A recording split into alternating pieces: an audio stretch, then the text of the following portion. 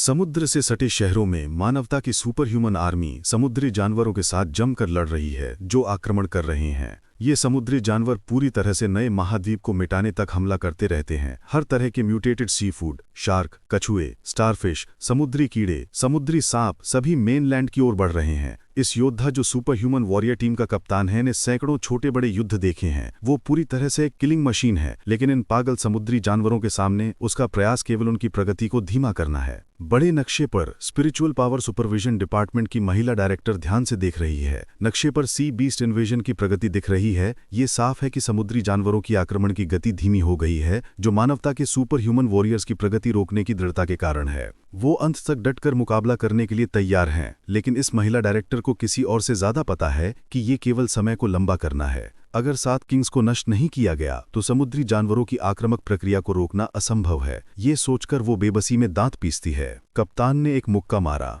ये मुक्का बहुत मजबूत फायर स्पिरिचुअल पावर में लिपटा था। उसने एक के बाद एक कई मुक्के मारे। वो सावधानी से एक विशाल सी बीस्ट का सामना कर रहा था। इस सी बीस्ट को इतनी जोर से मारा गया कि उसका सीना धंस गया। ये वाकई भयानक ताकत थी। थोड़ी देर में वो विशाल सी बीस्ट मर गया, जमीन पर लेट गया। उसके मुंह से ताज़ा खून निकल रहा था। लेकिन इस योद्धा को आराम करने का समय नहीं था, क्योंकि 2 अन्य समुद्री जानवर उसकी ओर दौड़ पड़े, एक के बाद एक। अंतहीन लड़ाई। कप्तान ने हताशा में चिल्लाया, ये अंतहीन क्यों है? बेशक उसे पता था, लेकिन हर युद्ध में उसे ये कहना पड़ता था, क्योंकि हर बार जब उसे लगता था कि समुद्री जानवर खत्म हो गए, वे कहीं से फिर आ जाते, जिससे युद्ध अंतहीन लगता था। लेकिन तभी एक अजीब शक्ति आई। सभी रुक गए। अंतरिक्ष जोर से हिल रहा था। कप्तान के पास खड़ा अधीनस्थ चिल्लाया, कप्तान! कप्तान ने भी कहा, मैं भी उसे महसूस कर रहा हूं। समुद्री जानवर भी कुछ देर के लिए रुक गए, क्योंकि उन्होंने भी एक अदृश्य शक्ति महसूस की। एक सुप्रीम फोर्स अभी अभी आई थी। तुरंत सभी को दम घुटने का एहसास हुआ। समुद्री जानवर तो डर के मारे पसीना बहाने लगे। कुछ करने की हिम्मत नहीं कर रहे थे, जैसे एक छोटा जानवर किसी मॉन्स्टर के सामने खड़े होकर हिलने की हिम्मत नहीं करता। सभी उस दिशा में देखने लगे जहां से स्पिरिचुअल पावर आ रही थी।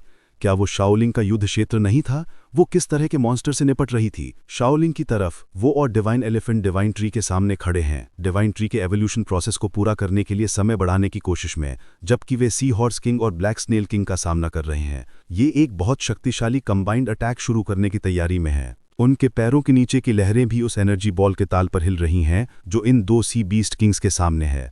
इस समय डिवाइन एलिफेंट और शाओलिंग बहुत जल्दी में है। उन्हें इस हमले का समाधान ढूंढना होगा। डिवाइन एलिफेंट बोलता है, हम इस समय हिल नहीं सकते। हमें इस हमले को रोकने के लिए अपनी पूरी ताकत लगानी होगी, वरना हमारे पीछे डिवाइन ट्री है और कई मासूम लोग भी। शाओलिंग को यह स्पष्ट रूप से पता है। वो चिल्लाती है, तुम्हें बताने की जरूरत नहीं, मुझे भी ये पता है। इसके ठीक बाद शाओलिंग का शरीर गहरे बैंगनी फायर से चमक उठता है। उसके शरीर में ऊर्जा लगातार बढ़ रही है। Combined move, twin grenade. दोनों बीस्ट किंग्स ने एक बैंगनी सफेद एनर्जी बॉल को तोप की तरह दागा, जो सीधे डिवाइन ट्री की ओर निशाना बनाकर गया।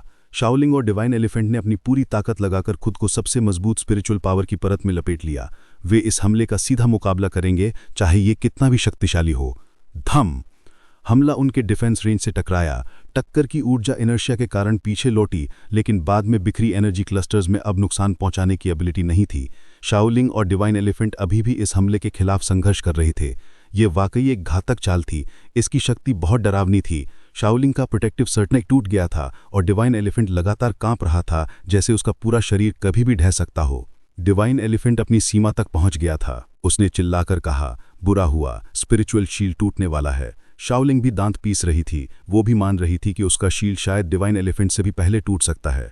इतना ही नहीं, बची हुई स्पिरिचुअल पावर की किरणें भले ही अब डिस्ट्रक्टिव ना हों, तब भी दोनों के स्किन पर कट बना रही थीं और ताज़ा खून लगातार बह रहा था।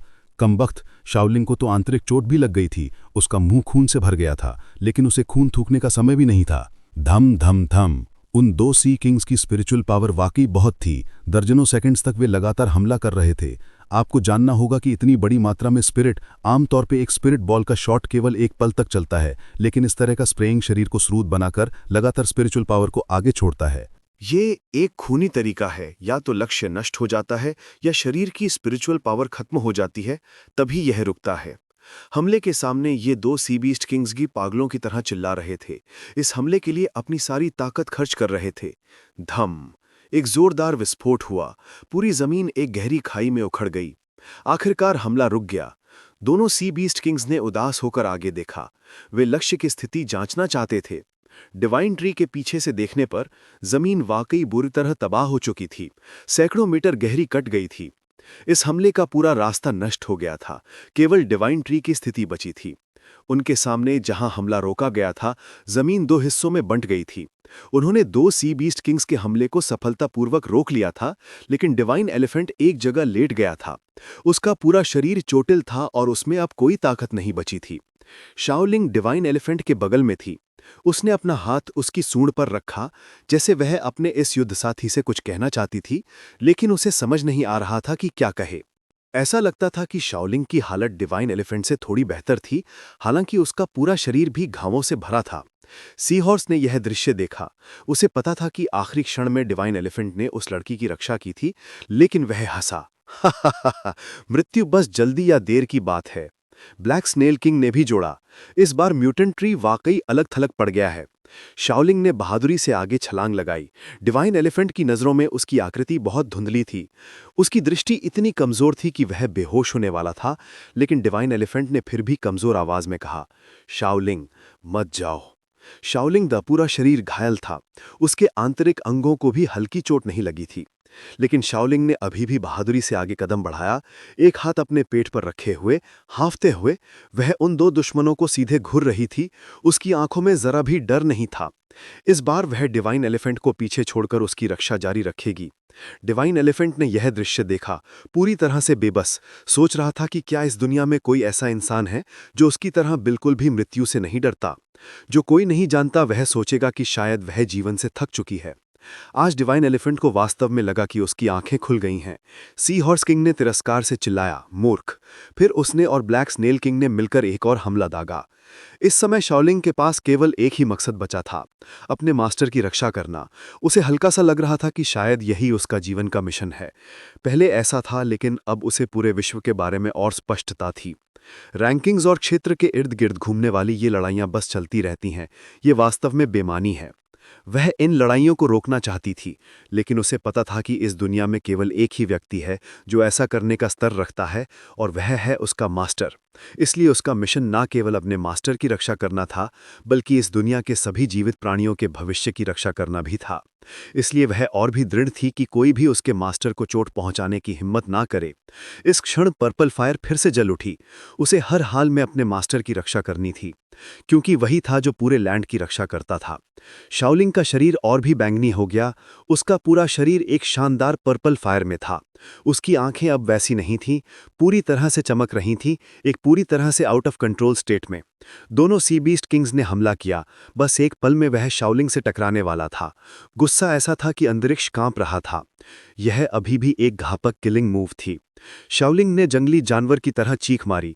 वह एक सबकॉन्शियस स्टेट में चली गई थी, अपने शरीर की बची हुई सारी ताकत का उपयोग करके इस कंबाइंड अटैक को अकेले रोक लिया। धम! एक बार फिर डिवाइन ट्री बच गया। केवल गर्म हवा जोर से बह रही थी, लेकिन लगता है डिवाइन ट्री ने अपनी आंखें खोल ली। कमबख्त, बहुत समय हो गया उसने आखिरकार अपनी आंखें खोलनी, पिछले चैप्टर से अब तक। डिवाइन एलिफेंट ने यह दृश्य देखा। उसकी आंखों से आंसू बह निकले, उसका चेहरा गीला हो गया। वह शाओलिंग का नाम फुसफुसाया। शायद इन दिनों में उसका बहादुर युद्ध साथी मरने वाला था, इसमें कोई शक नहीं था, क्योंकि उन दोनों ने मिलकर इसका मुकाबला करना इतना मुश्किल था, तो अकेले शाओलिंग का क्या हाल होगा। शाओलिंग अभी भी हवा में अपनी मुद्रा बनाए हुए थी। उसका पूरा शरीर ठंडा हो गया था, केवल उसकी आंखें अभी भी एक घातक लाइट के साथ चमक रही थीं। पास से देखने पर शाओलिंग का शरीर धुआं छोड़ रहा था। स्पिरिचुअल पावर की तीव्रता इतनी ज्यादा थी कि उसने उसके शरीर को गंभीर रूप से चोटिल कर दिया था। उसके मुंह से धुआं निकला, उसकी आंखें सफेद हो गई, अब जिंदा व्यक्ति की आंखों जैसी नहीं दिख रही थीं। सी हॉर्स किंग ने शाओलिंग को देखा। उसकी आंखों में आश्चर्य था, थोड़ी प्रशंसा थी। उत कहानी के शब्दों के लिए, तुमने इसे रोक लिया, लेकिन इस तरह का व्यवहार पूरी तरह से बेमानी है। शाओलिंग नीचे गिरने लगी, लेकिन पूरी तरह से कॉन्शियसनेस खोने से पहले उसने जवाब दिया, नहीं, बेमानी नहीं, कम से कम समय पर। फिर शाओलिंग का पूरा शरीर वाइटैलिटी खोकर नीचे गिर गया। बस ऐसे ही उसका मिशन अनिच्छा से पूरा माना गया। डिवाइन एलिफेंट ने चिल्लाया, शाओलिंग! वह उसका शरीर पकड़ने के लिए दौड़ना चाहता था, लेकिन बिल्कुल हिल नहीं सकता। उसका पूरा शरीर चोटिल था और उसमें अब कोई ताकत नहीं बची थी। फुश! एक पेड़ की जड़ तेजी से शाओलिंग को सहारा देने के लिए दौड़ी। वह जड़ नरम और खून की तरह लाल थी, पत्तियां हरी थीं। क्या डिवाइन ट्री जाग गया था? डिवाइन ट्री गुस्से में था। उसका एवोल्यूशन पूरा नहीं हुआ था और वह इतना गुस्से में था कि उसकी बेटी को उसके सामने ही सताया गया था।